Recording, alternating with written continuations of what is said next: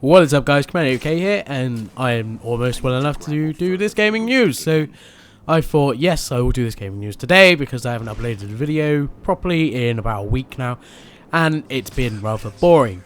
So this week's gaming news from the date of the 14th of March to the 21st of March. Now then, Diablo 3 now has a release date, finally, and I believe it is on May 15th. It's been a long time coming, and I personally have been waiting for this game for quite a while now, and it's quite nice to actually see a release date for this thing. But do remember that PvP will not be released with the actual game. That will come at a later patch when the game is released, unfortunately. So for those looking forward to the PvP, you're not going to be able to enjoy it for quite some time after the game is released. Well, I don't believe it will be quite some time. I think it maybe a month or so after the game's released. I doubt Blizzard have that much work to do on it. I mean, they've been working on the game for many years now, and they've been, keeping us all very excited for a while. So hopefully, yeah, won't be too long. May 15th, woo! Now, it's a sad day here in the UK today, as one of the main brick and mortar stores on the high street for selling games has filed for administration. That is the game shop called Game, incidentally, for those in the US. Yeah, they've had doomsday reports over the past week, and we were sure that they were going to collapse, and yeah, finally they have. Unfortunately, Walmart and I believe the owner of Comet were putting offers on the table to actually buy out Game, and but unfortunately the amount of money that they owed to their creditors was just way too high. I believe it was £180 million they owed, which is a lot of money when they're not stocking a few games that are coming out, such as Mass Effect. It all starts to add up, really, especially Mass Effect. That's the biggest game that was released this month, I believe, and I think that was the point where they couldn't actually save the shop, when they couldn't stock Mass Effect, because it is a big game, and a lot of people would have bought it. They lost so much money when they couldn't stock that game, unfortunately, and I think that was, the straw that broke the camel's back, as they say. Although saying that, I am quite surprised that Game has lasted so long. I mean, let's take a look at the at Steam as a company. At peak times, they have 4.5 million people logged in. That's at peak times. I mean, at the moment, at this current time, they have 3 million at the moment logged in. They're not playing games, obviously, and they're not all buying games, but that's a lot of people buying digital download games. I personally haven't bought a game since Dead Island from one of the game shops. I always buy my games digital if I can, mainly because they're cheaper. I find they're cheaper on digital download. I think they're about 30 quid digital download when the games first release. But if you go into a game store, it's like £35 to 40 quid. And I don't feel like shelling out an extra 10 quid for the case and the shitty little leaflet book you get in the case. I mean, not only that, but Game don't really focus on the PC market. They focus more on portable gaming and consoles. But I believe most of the console players out there, real hardcore console players, are just playing Call of Duty. That's the game I see most that they play. So they're not really buying new games, I don't believe. I mean, they would have bought Mass Effect, but they wouldn't have got it from Game because they didn't stock it. So, yeah, I think that is what broke the straw that broke the camel's back, unfortunately. So, maybe we're not going to see game stores anymore on the high street. We don't know yet. We don't know what's going to happen. I guess we'll see. Alright, so not too long ago, around on the internet, there was a petition going, and it was a petition for the company From Software to make a PC port of their game Dark Souls. Now that has been and gone, and the company, I believe, has seen the petition, and they understand the want and desire for the game Dark Souls to be ported onto the PC. And I believe there is quite a market. I've not actually played Dark Souls, but if it was released on PC, I would play it, and I believe a lot of people would actually buy it again for PC, even if they did buy it for Xbox.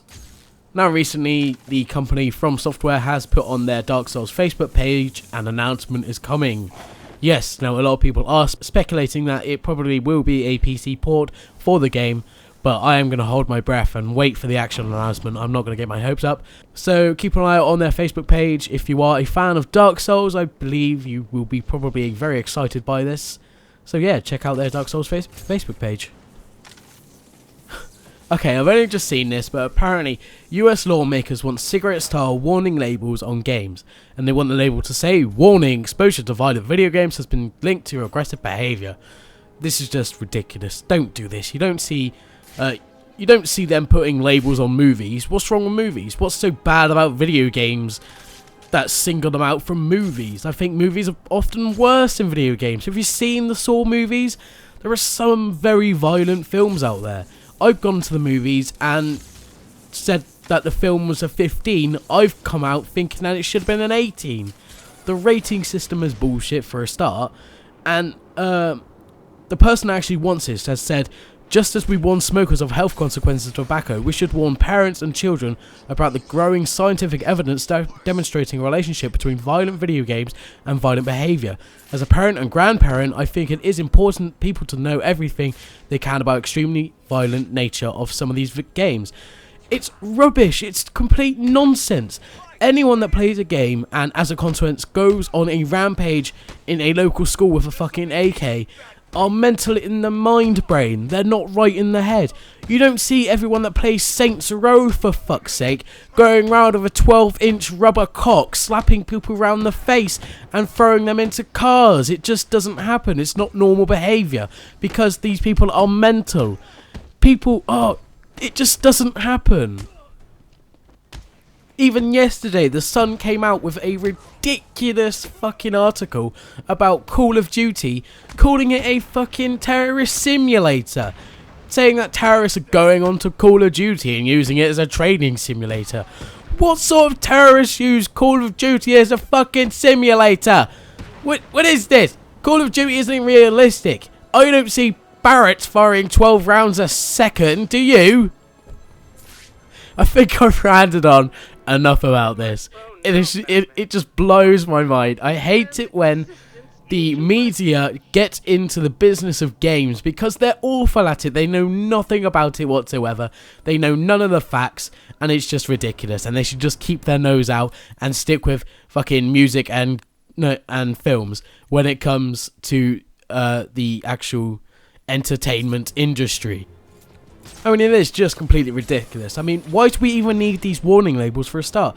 Parents shouldn't be letting their kids play Saints Row or any other sort of violent game such as Call of Duty. It just shouldn't happen, and we shouldn't need these warning labels. We're not idiots. I've played video games my entire life, and there is nothing wrong with me. I'm not going around killing people, stabbing people in the face. Even my friends have played video games their whole life. It's just in our blood. We want to play video games. It's all we want to do because we love them. And even when if I have kids, I will probably let my kids play video games over watching TV and cartoons.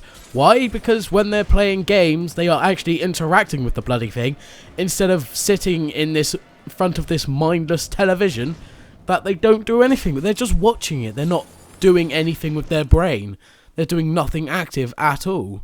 So I'd rather have the kids that I have in the future to play video games instead of watching TV, in my opinion. Obviously, I'm going to restrict the games that they play. I'm not going to let a 2-year-old get their hands on Battlefield 3 or, as I keep saying, Saints Row. Am I? I'm not. It's just ridiculous. And other parents shouldn't either. Alright guys, that's all I've got for you this week. If you enjoyed this video, please rate up, comment and subscribe. And as always, until next time.